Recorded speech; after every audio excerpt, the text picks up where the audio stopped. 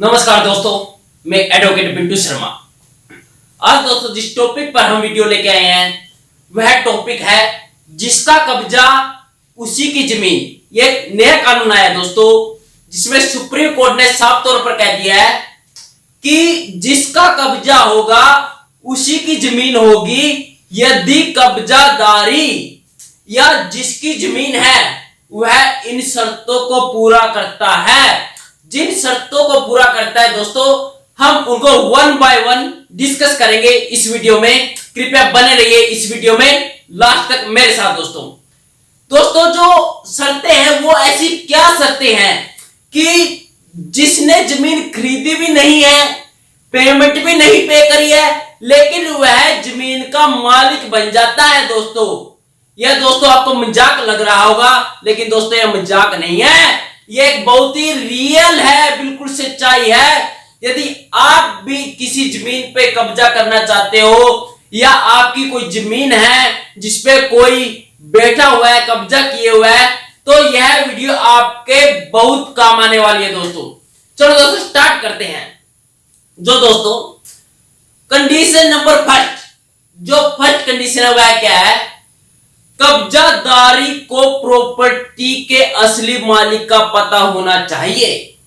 It means कि जो भी कब्जादारी है, जिस भी जमीन पे कब्जा किए हुए है, उसको प्रॉपर्टी के असली मालिक का मतलब उसको पता होना चाहिए कि ये प्रॉपर्टी जिसपे मैंने कब्जा कर रखा है यह किसकी है। मेरे चाचा की है, मेरे ताऊ की है, मेरे अंकल की है, फलाने फलाने किसी व्यक्ति की है, तभी तो वो कब्जा करेगा। ऐसे थोड़ी ना कि कहीं पे भी जाके बैठ जाएगा दोस्तों।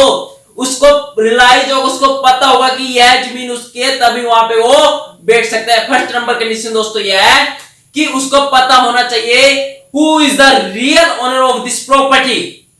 नेक्स्ट दोस्तों, जो नेक्स्ट शर्त है वो कौन सी है दोस्तों? जमीन के असली मालिक ने कब्जा हटाने की कभी कोशिश ही नहीं की। यह दोस्तों सेकंड नंबर है जो दोस्तों सुप्रीम कोर्ट ने बोला है कि कोई किसी जमीन पे कब्जा किए हुए है और जो ओनर है, रियल में उसका ओनर है, उसने कभी कब्जा हटाने की कोशिश ही नहीं की। तो दोस्तों कब्जा हटाने की कोशिश नहीं की तो इसका मतलब तो उसको चाहिए नहीं हो जमीन। कब्जा हटाने की कोशिश कैसे करेगा? आप सोच रहे होंगे कि वो गया होगा, उसने मार पिटाई की होगी, डरा दिया होगा, धमका दिया होगा। नहीं दोस्तों, कोई एसपी को कंप्लेंट दियो, कोई पुलिस स्टेशन में कंप्लेंट दियो कि फला फला व्यक्ति मेरी जमीन पे कब्जा किए हुए है, कृपया करके आइए और मेरी जमीन को कब्जे से हटवाइए। तो दोस्तों वो एक रिकॉर्ड चढ़ जाता है, यानी सरकारी रिकॉर्ड में चढ़ जाता है। इन फ्यूचर वो कंप्लेंट, छोटी सी कंप्लेंट बहुत ही काम आती है दोस्तों, क्योंकि वो एक सरकारी रिकॉर्ड बन जाता है कि इस व्यक्ति ने उस दिन कब्जा हटाने के लिए कंप्लेंट दी थी, लेकिन पुलिस वालों ने कोई सहायता नहीं की। इसलिए दोस्तों यदि आपकी जमीन पे भी किसी व्यक्ति ने कब्जा किए हुए है तो आपसे विनम्र गुजारिश है कि एक एप्लीकेशन जरूर दीजिएगा पुलिस स्टेशन में, क्योंकि वह बहुत ही काम आएगी दोस्तों। नेक्स्ट दोस्तों जो पॉइंट है, जो दोस्तों बोलते हैं कि जिसका कब्जा उसी की जमीन, क्या उसमें कोई टाइम लिमिट नहीं है? क्या आज अगर मैं कहीं जाके बैठ जाऊं क्या मेरी जमीन हो जाएगी? नहीं, ऐसा बिल्कुल भी नहीं होगा। इसकी एक टाइम लिमिट बताई गई है दोस्तों, जो है 12 साल। यदि कोई व्यक्ति किसी जमीन पर 12 साल तक रह रहा है तो उसका कब्जा माना जाएगा। तो अब आप देख लो कि आपकी जमीन पर यदि कोई रेंट पे है तो उसको कितना टाइम हो गया है? 12 साल नहीं होने चाहिए, नहीं तो आपकी करोड़ों की जमीन गई आपके हाथ से और वो जो रेंट पे रह रहा था वो करोड़पति बन जाएगा। नेक्स्ट दोस्तों, मालिक ने 12 साल तक कोई केस नहीं किया। 12 साल हो गए उसको रहते हुए, बस ऐसी तुत्तु में चली हुई है। मालिक आता है कि मकान खाली कर दो, किराएदार बोलता है मैं नहीं खाली करूंगा, बस ना कोई केस करता है, ना कोई पुलिस में कंप्लेंट करता है। यदि ऐसा पाया जाता है तो मालिक के हाथ खाली और किराएदार के हाथ भरे हुए। तो दोस्तों यह कि 12 साल तक यदि कोई केस नहीं किया तो मालिक के हाथ से जमीन निकल जाएगी दोस्तों। जो नेक्स्ट पॉइंट दोस्तों, मालिक को पता है कब्जे का क्या पता है कि जब हम किसी को रेंट पे देते हैं, हमारी जमीन पे कोई बैठ जाता है तो हम उसे बोलते हैं खाली कर दो, ना मैं रेंट दूंगा ना खाली करूंगा।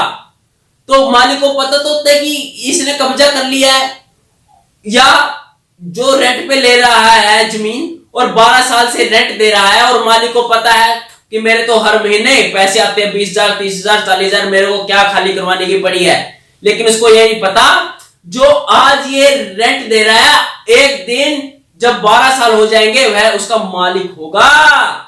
यह दोस्तों ऐसी गलती कभी भी मत करना भूल के। दोस्तों जो नेक्स्ट पॉइंट आता है, कब्जे की तारीख का पता होना चाहिए कब्जेदारी को। ऐसे थोड़ी ना कब्जादारी बोल देगा कि मेरे को तो यहां 12 साल हो गए, ऐसे कैसे बोल देगा। आप 2 महीने पहले बैठे और बोल दो 12 साल हो गए।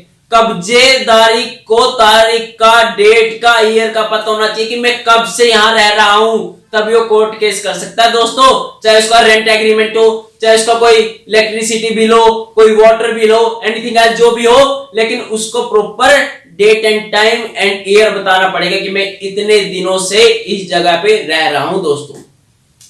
यह वीडियो दोस्तों बहुत काम की वीडियो है और आपसे गुजारिश है दोस्तों, एक लाइक तो बनता है इस वीडियो पे, एक लाइक जरूर कीजिएगा दोस्तों।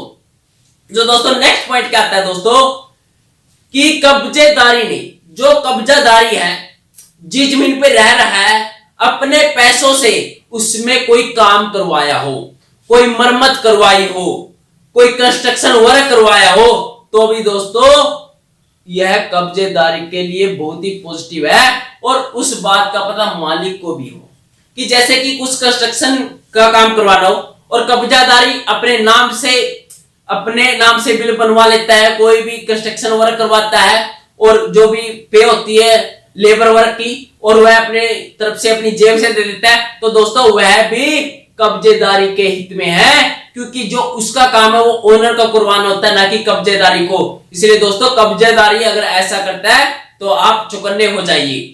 क्योंकि दोस्तों अगर आप किसी को रेंट पे देते भी है, चाहे आपको 5 साल 4 साल 3 साल 2 साल हो गए हो, तो आपकी एक रिस्पॉन्सिबिलिटी बनती है कि आपको वहां जाके विजिट जरूर करना चाहिए, आपको वहां जाना जरूर चाहिए। ऐसा नहीं है कि आपके अकाउंट में हर महीने वो खाते में पैसे डाल दे रहे हैं कि आपको वहां जाने की जरूरत नहीं। क्या पता वहां पे क्या काम कर रहा है, क्या नहीं कर रहा हो, क्या तो कोई इलीगली एक्टिविटी चल रही हो वहां पे। इसलिए दोस्तों यदि आपने रेंटेड पे कोई ऐसी दुकान, घर, मकान जो भी दे रखा है, तो आपकी रिस्पॉन्सिबिलिटी है 2-3 महीने में वहां जरूर विजिट कीजिए दोस्तों।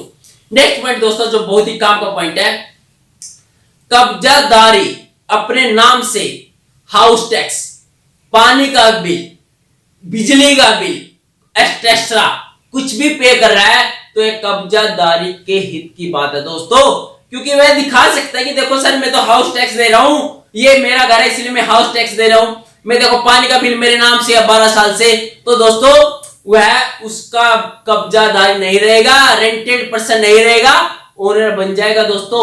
यदि कब्जादारी इन सभी शर्तों को पूरा कर देता दोस्तों, जो मैंने इस वीडियो में 1 बाय 1 आपके साथ डिस्कस किया है, तो दोस्तों आप उसके मालिक बन सकते हैं, और जो मालिक है उसके हाथ खाली हो सकते हैं दोस्तों। आशा करता हूं यह वीडियो आपको बहुत ही पसंद आई होगी। कृपया इस वीडियो को लाइक जरूर कीजिएगा। यदि आपको इस प्रकार की कोई भी ऐसी वीडियो चाहिए तो आप कमेंट सेक्शन में जरूर लिख सकते हैं दोस्तों, तो हम उस टॉपिक पर वीडियो जरूर लेके आएंगे। थैंक यू दोस्तों, जय हिंद, जय भारत।